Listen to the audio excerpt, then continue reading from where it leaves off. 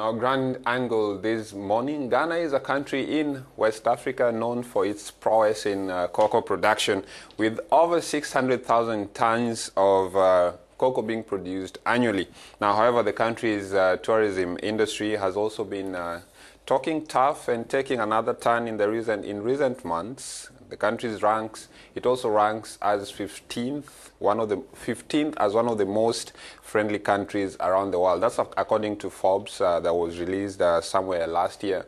Now, we caught up with Mr. Eric Ankra. He is a senior resource officer within the Ghana Tourism Authority, and we spoke to him about how Ghana is trying to do this by asking him what they're trying to do to attract people to visit Ghana and all that. Well, Africa News is all about Pan-Africanism and promoting African countries and how countries are doing so far. Have a listen at this.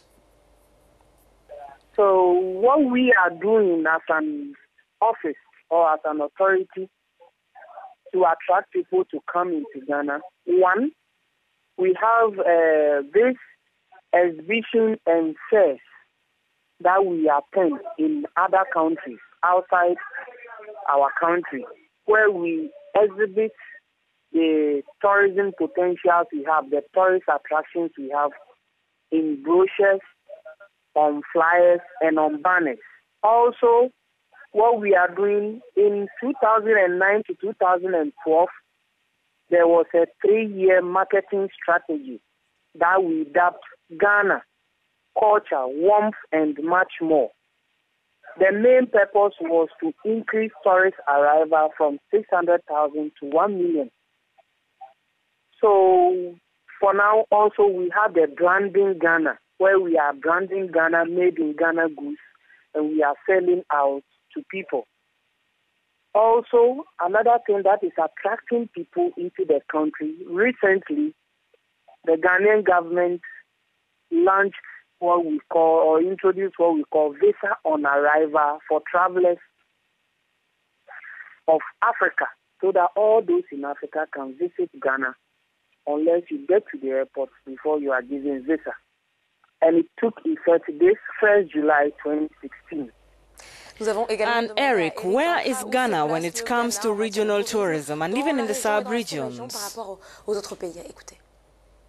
Yes, in Ghana, we have everything that you can think of in terms of tourist attractions. We have ecotourism comprising of both wildlife and then forest, in the forest, like the monkeys, we have the animals in their natural habitat. We also have the historical attractions, like the castles that we have, which actually played much role in the slave trade. And then also we have the wildlife, the animals themselves. And then we also have pristine beaches. We have beaches dotted along our coast. Notable among them is the Labadi Beach and the Duzia Beach. Right.